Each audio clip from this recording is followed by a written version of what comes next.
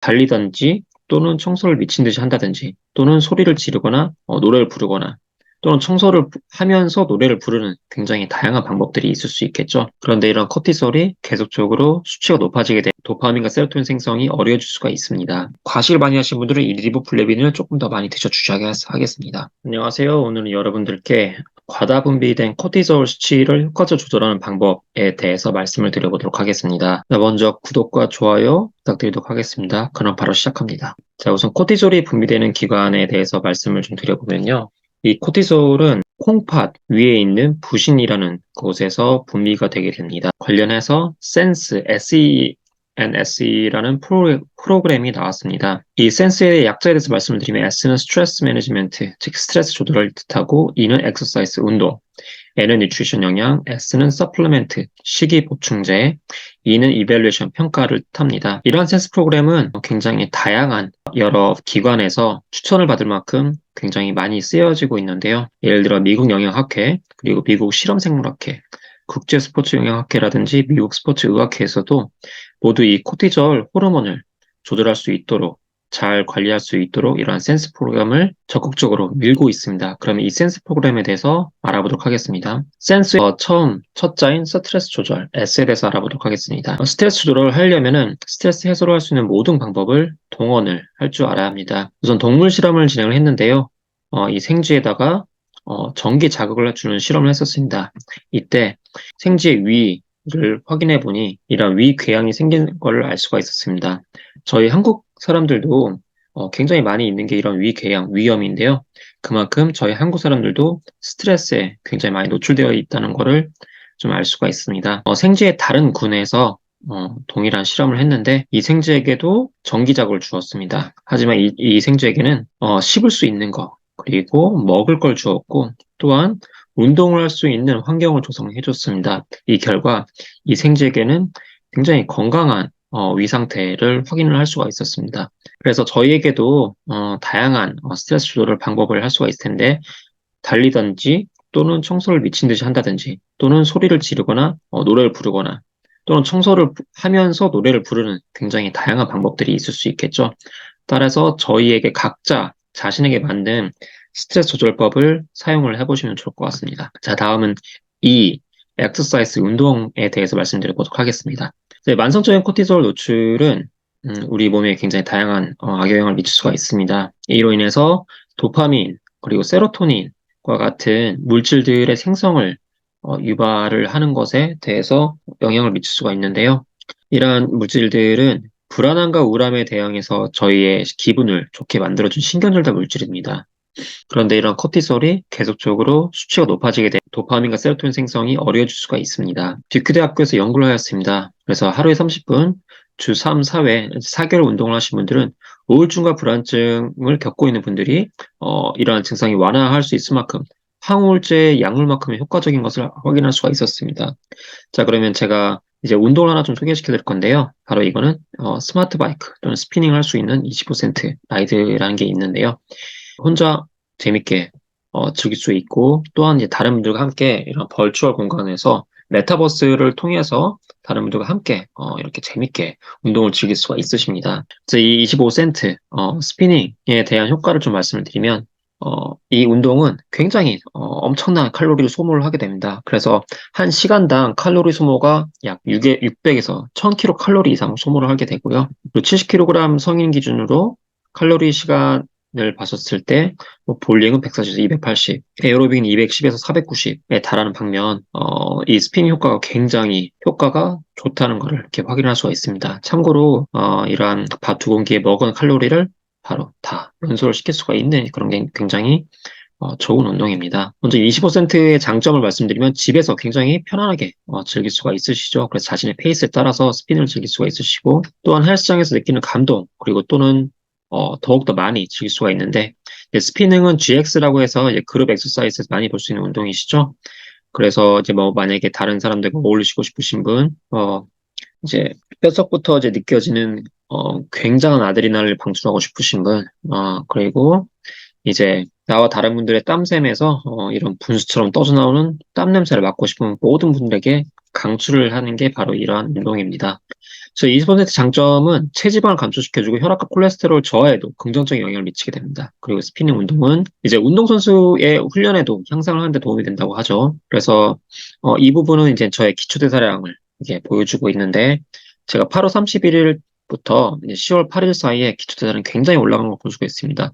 이 사이에 제가 이 20% 라이드라는 스피닝 라이드를 이렇게 탔었는데 이 스피닝 라이드가 이 기초대사량을 올려주는데 도움을 주는 효과적인 운동인 것을 볼 수가 있게 됩니다. 자, 또한 장점을 말씀드리자면 여러 연구 결과에 따르면 이러한 스피닝은 이제 운동선수들의 심장과 폐 기능의 향상을 도움이 된다고 펜 주립대학교에 있는 징걸 갓 셰얼이라는 교수님께서 말씀을 또 하신 적이 있고 또한 디톡스에도 효과가 됩니다. 왜냐면 이 스피닝 할 때 짧은 시간만 타더라도 굉장히 많은 양의 이제 땀이 배출되게 되는데요. 이게 땀은 배출을 통해서 우리 몸 안에 노폐물들이 쌓여 있는데 이런 노폐물들이 바깥으로 우리 제외로 나아갈 수 있는 그런 좋은 기회를 선사할 수가 있게 되는 거죠. 자, 그리고 그 다음에 N 영양 뉴트리션인 영양에 대해서 말씀을 드려보도록 하겠습니다. 자, 코티졸이 굉장히 많이 나오게 되면 우리 몸에서는 많은 염증을 이제 일으킬 수가 있게 됩니다. 그래서 적절한 식사는 염증 반응 조절, 그리고 신체 조직 재생에도 도움이 되는데요. 캐나다 영양학회 보고에 따르면 체중 조절을 위해서 이제 무리하게 식사를 하게 되시면은 뼈를 약해지게 할 수가 있습니다. 바로 이제 이런 원인 코티졸 수치를 올리는 강력한 요인이 되게 되는데요. 이 코티졸 수치가 계속적으로 올라가게 되면은 이런 탈모까지 올 수 있는 그런 단점이 있기 때문에 적절한 체중 조절이 필요하다라고 좀 말씀을 좀 드리고 싶습니다. 그래서 이 N, 영양에서 먹지 말아야 할 것과 이제 먹어야 할 것이 있는데 이 두 가지를 구분해서 말씀을 드려보도록 하겠습니다. 우선 먹지 말아야 할 것은 카페인, 알코올, 에페드린이 들어가 있는 모충제, 그리고 약물들을 최대한 피하셔야 합니다. 카페인 들어간 음식들은 우리 일상생활에서 굉장히 다양하게 찾아볼 수가 있는데요. 콜라라든지 커피, 차, 와인, 초콜릿, 뭐 이러한 커피 맛 우유, 그리고 커피 맛 요구르트, 그것도 포함이 될 수가 있고, 그리고 자연 강장제라든지, 홍차, 우롱차, 녹차, 이러한 차 중에서도 많이 카페인이 들어가 있는 것을 확인할 수가 있습니다. 이러한 카페인들은 저의 정신 상태를 깨어있게 하는데요. 이렇게 많은 카페인들은 오히려 예민해진 신경을 자극시킬 수가 있습니다. 그래서 불안과 신경과민을 유발할 수 있기 때문에 이런 카페인이 들어간 음식들은 최대한 피해 주신 게 중요합니다. 자, 우리 먹지 말아야 할 것은 이제 알코올이 있죠. 알코올은 이뇨작용을 유발을 할 수가 있습니다. 그래서 우리 몸을 탈수 형태로 이제 만들 수가 있는 거죠. 그래서 우리 몸이 스트레스를 더 받고 그래서 이는 코티솔 수치를 증가를 시킬 수가 있습니다. 또한 이제 알코올이 수면 장애를 유발하는 걸 혹시 아셨을까요? 잠을 자는 동안에 우리 몸이 회복하는 과정을 이제 방해시킨 게 바로 이 알코올입니다. 또한 먹지 말아야 할 것은 교감신경을 높이는 다이어트 약물입니다. 다이어트 약물은 처음에 섭취하시면 몇 주간은 열량을 소비를 증가시키고 또한 식욕 억제를 하는 데 도움이 됩니다. 하지만 장기 복용을 하시거나 과다하게 복용을 할 경우 오히려 저희의 신체, 우리 몸의 조직과 세포에 스트레스 유발을 할 수가 있게 됩니다. 자, 이렇게 되면은 이런 스트레스 유발이 계속적으로 코티솔 분비량을 증가시키는 원인이 되기 때문에 교감신경을 높이는 다이어트 약물은 최대한 피해 주시는 게 좋습니다. 자, 그럼 이와 반면에 먹어야 할 것은 무엇일까요? 바로 과일과 채소를 다양하게 섭취를 해줘야겠죠. 그래서 이런 과일과 채소에는 색깔 선명한 것들로 드시는 게 좋고 바로 이런 것들이 비타민과 미네랄, 식물 영양소가 많이 들어갔기 때문입니다. 그러면 매일 색깔이 다른 5가지의 과일과 채소를 섭취해 주셨는데 이러한 색깔에는 녹색과 푸른색, 자주색, 오렌지색, 빨간색, 노란색 등이 이제 포함이 되고요. 또한 다양한 영양소로 탄수화물과 지방, 단백질이 있고 또한 미량 영양소로 비타민과 미네랄들이 있는데 이렇게 다양한 영양소와 미량 영양소를 같이 균형 있게 먹어주는 게 굉장히 중요합니다. 그래서 다량의 영양소에 대해서 먼저 말씀을 드려보도록 하겠습니다. 탄수화물은 우리 뇌에서 1차 연료로 사용이 됩니다. 그래서 이 탄수화물 같은 경우는 이제 우리 뇌에서 1차 연료로 사용되게 되는데 이 외에 지방의 단백질은 뇌가 사용하기에는 좀 효과적으로 사용할 수 없는 이제 영양소입니다. 그러면 이 탄수화물도 이제 구분을 한다면은 이게 두 가지로 구분할 수가 있는데 복합당질과 단순당질로 이제 구분할 수가 있습니다. 저희가 먹어야 할 거는 바로 이 복합당질을 좀 많이 드시는 게 좋은데 쌀, 보리, 현미, 팥, 녹두 등과 같은 이런 잡곡류를 드시는 게 굉장히 중요합니다. 이와 반면에 가공된 이러한 단순당질이 있는데 이러한 것들은 설탕, 초콜릿, 과일즙, 액기스, 꿀, 물엿, 시럽 등이 들어갑니다. 그래서 이런 단순당질 같은 경우는 그러면 이게 복합당질인 단순당질인지 어떻게 알 수가 있느냐라고 이제 보시면은 예전에 원시인들이 어떠한 생활을 했었었고 이런 원시인들이 먹을 만한 거, 먹을 수밖에 없는 걸 생각하신다면은 바로 이게 복합당질인지 단순당질인지 좀 알 수 있는 포인트가 될 수 있겠죠. 다음은 단백질입니다. 단백질은 우리 몸에서 조직을 형성하고 재건하는 데 필요하고요. 그리고 근육 유지, 면역 시스템도 관여를 합니다. 또한 지방은 몸에 좋은 지방을 이제 필수적으로 섭취하는 게 중요한데 바로 이게 오메가3가 같이 들어갈 수 있습니다. 오메가3의 기능은 굉장히 다양한데 콜레스테롤과 혈압을 이제 저하시키고 심혈관 질환을 예방하는 데도 도움이 되는 게 바로 이 오메가3입니다. 자, 그러면 이 다량 영양소에 대해서 말씀드렸고 미량 영양소에 대해서 말씀을 드리도록 하겠습니다. 미량 영양소는 크게 비타민과 미네랄이 있는데, 비타민은 생명체 살아가는데 굉장히 중요한 역할을 합니다. 그리고 많은 양이 필요하지는 않지만, 체내에서 스스로 합성이 어려운 게 바로 이 비타민입니다. 신체 기능을 조절한다는 점에서는 호르몬과 비슷한데요. 신체 내분기 기관에서 합성되는 호르몬과 달리 이 비타민은 무조건 외부로부터 섭취를 하는 게 굉장히 필요합니다. 특히 저희 사람 같은 경우는 이 비타민을 합성을 하는 게 굉장히 어렵습니다. 외부의 음식을 통해서 비타민을 섭취를 하는 게 굉장히 좋다, 중요하다라고 말씀을 드리고 싶습니다.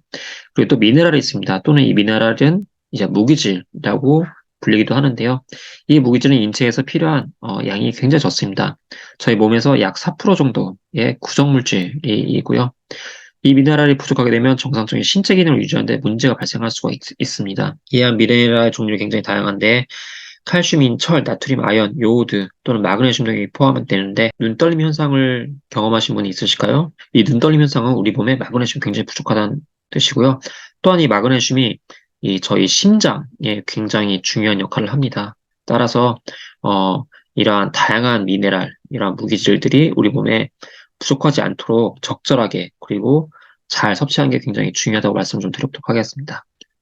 자, 그리고 마지막으로 이 센스요법에서 이제 S인 서플리멘트, 보충제 영양제에 대해서 말씀을 드려보도록 하겠습니다. 제가 지금 논문을 하나 좀 가져왔는데, 이 오른쪽 화면을 좀 보시면은 이 스털전이라는 게 있고, 이거는 바로 철갑 상어입니다. 그리고 이 고트는 염소인데, 이 두 개의 동물은, 이 두 가지 동물은 비타민C를 만들어내는, 바로 이런 동물입니다. 이와 반면에 연어와 사람과 같은 경우는 비타민C를 합성을 할 수가 없습니다. 따라서 스트레스를 받을 경우에 이 연어 같은 경우는 이 코티솔이 굉장히 많이 이렇게 발생하는 걸 볼 수가 있습니다. 그리고 사람과 같은 경우는 스트레스를 받을 경우에 이 코티솔이 레벨이 굉장히 많이 올라가는 걸 볼 수가 있는데요. 바로 그 말은 이 비타민 C가 이 코티졸 수치에 굉장히 큰 관여를 한다는 겁니다. 그래서 비타민 C를 만들어내지 못하는 저희 사람과 같은 경우는 이 비타민 C를 별도로 외부에서 많이 섭취를 해서 코티졸 수치를 잘 조절하는 게 굉장히 필요하다라고 좀 말씀을 좀 드리고 싶고요. 이 비타민 C는 수용성 비타민입니다. 그래서 이제 저희 몸에서 필요한 양만큼 사용이 되고 나머지는 다 소변을 통해서 배출되게 되는데요. 이 비타민 C는 체내에서 생명의 유지에 필요한 굉장히 많은 수백 가지 대사 과정이 필요한 물질입니다. 그래서 아주 높은 용량을 섭취해도 나머지 인유량은 대부분 소변을 배출된다고 아까 말씀을 드렸었고요. 자, 그리고 그 다음은 이제 칼슘이 있습니다. 칼슘은 이제 우리 몸 안에 특히 뼈에서 99% 이상이 이 칼슘이 있고 나머지 1%는 이 혈액 안에 존재하는 게 바로 칼슘입니다. 이 칼슘 같은 경우 인체에서 가장 풍부한 무기질이고 아까 말씀드렸던 이 칼슘이 99%에 뼈에 저장되어 있다고 말씀드렸습니다. 그리고 대사 과정에서 대장암의 위험을 감소시키는 게 칼슘이고요. 월경전 증후군 증상을 이제 무려 50% 감소됐다는 이제 그런 연구 결과가 있는데 월경전 증후군 증상이 굉장히 다양하게 있죠. 이제 그 중에 통증이라든지 가스팽만, 정서장애, 폭식 등이 포함되는데 이러한 증상들을 굉장히 많이 감소시켰다는 그런 결과가 있습니다. 또한 혈압 조절, 정서, 그리고 행동에도 영향을 미치기 때문에 이 칼슘을 저희가 적절하게 보충을 시켜주는 게 굉장히 중요합니다. 또한 이 마그네슘은 신경과 근육, 그리고 체온 조절, 에너지 대사에 굉장히 필요한 물질이고요. 마그네슘은 DNA와 RNA를 합성하는데 이 DNA 같은 경우는 많이 들어보셨죠? 이 DNA는 생물체를 구성하는 각 세포마다 들어있는 이 핵 안에 어떻게 보면 설계도에 구실하는 굉장히 중요한 물질입니다. 그만큼 이 마그네슘이 중요하다라고 말씀을 좀 드려보고 싶고요. 이 또한 이 고열 생성에도 이 마그네슘이 조효소로 작용하게 됩니다. 이 조효소란 거는 효소 작용계의 활성 부분을 뜻하는 거고, 또한 이 마그네슘이 칼슘과 함께 이제 같이 드시는 게 굉장히 중요합니다. 그래서 칼슘 흡수를 증가시키기 때문에 뼈 형성에도 굉장히 도움이 된다고 말씀드리고 싶고, 마그네슘은 또한 체내 에너지 대사와 신경계 기능에도 관여를 하게 됩니다. 근데 저희가 이제 스트레스 받으면 마그네슘 요구량이 굉장히 증가하기 때문에 현대인은 스트레스를 굉장히 계속적으로 받게 되잖아요. 따라서 마그네슘 섭취가 더욱더 더 많이 필요하다라고 말씀드려보고 싶습니다. 그런데 이제 마그네슘을 과하게 섭취를 하게 되면 설사를 유발할 수 있기 때문에 적절하게 저희가 이제 보충하는 게 필요하다라고 말씀을 좀 드려보고 싶습니다. 이제 비타민 B군에 대해서 말씀을 들어보도록 할게요. 비타민 B군은 굉장히 다양한데 그 중에 특히 이 코티졸 수치의 조절에 관여하는 비타민 B군들에 대해서 소개를 드리면 비타민 B1, 비타민 B2, 비타민 B5, 비타민 B6에 대해서 말씀을 드리겠습니다. 자, 우선 비타민 B군 중에 티아민은 이제 비타민 B1이라고 부르는데요. 바로 이 비타민 B1은 수용성 비타민이고 탄수화물 대사에서 이 피루베이트를 아세틸 코엔자임 A로 전환하는 데 굉장히 필요합니다. 한마디로 세포 에너지를 유지하는데 굉장히 필수적인 요소이기 때문에 이 비타민 B1이 필요하다라고 말씀드리고 싶고 이 비타민 B1은 신경계와 심장 근육 건강에도 유지에 필요하고 저희가 이제 급성으로 스트레스 받을 때 이 티아민 요구량이 일시적으로 갑자기 늘어날 수가 있습니다. 그리고 비타민 B군은 리보플레빈, 비타민 B2에 대해서 말씀드리겠습니다. 또한 동일한 수용성 비타민이고 적혈구를 생성하고 신경계 기능 관련 체내의 많은 대사의 과정에 관여를 합니다. 그리고 과식을 하면 많이 하면 할수록 이 리보플레빈이 계속적으로 요구가 많아지는데 이제 음식을 에너지로 전환하는데 굉장히 필요한 게 바로 이 리보플레빈이다라고 하기 때문에 과식을 많이 하시는 분들은 이 리보플레빈을 조금 더 많이 드셔주셔야 하겠습니다. 그리고 임신이나 수유증, 경구 피임약을 이제 드시는 분들은 리보플레빈 요구가 좀 더 높습니다. 그리고 운동선수들 또한 과한 운동으로 인해서 리보플레빈 요구량이 높은데요. 특히 요즘에 많은 분들이 이제 운동을 많이 하시잖아요. 따라서 이 비타민 B2, 리보플레빈을 더욱더 많이 섭취하시는 게 좋을 것 같습니다. 자, 다음으로 파토텐산인 비타민 B5입니다. 또한 수용성 비타민이고 동물과 식물성 음식에 포함되어 있습니다. 그리고 에너지 생성을 위해서 이제 지방산과 탄수화물 산화에 이제 작용을 하는 게 바로 이 비타민인데요. 이뿐만 아니라 지방산, 케톤, 콜레스테롤과 같은 다양한 물질들의 합성을 이제 관여하는 게 바로 이 판토텐산입니다. 그리고 항스트레스 비타민인데 이제 부신 피질핵과 세포 대사의 주도적인 역할을 하는 굉장히 중요한 물질입니다. 이 판토텐산을 비롯한 이제 모든 비타민 B군이 코티솔 조절제이기 때문에 비타민 B군을 잘 드셔주는 게 좋다라고 말씀을 좀 드리겠고요. 그리고 이제 피리독신이라는 물질이 있습니다. 피리독신은 비타민 B6입니다. 또한 수용성 비타민이고 아미노산과 단백질 대사에 필요한 70여 종의 효소의 조효소 작용을 합니다. 또한 뇌기능 향상, 그리고 뇌에서 신경전달 물질 생성에 관여를 하고요. 단백질을 많이 섭취하는 사람, 그리고 피임약을 복용자는 이 비타민 B6, 즉 피리독신 요구량이 굉장히 높습니다. 따라서 요즘에 운동을 많이 하시는 분들이 단백질 또한 많이 드신데요. 이 피리독신을 더욱더 많이 드셔주는 게 좋겠습니다.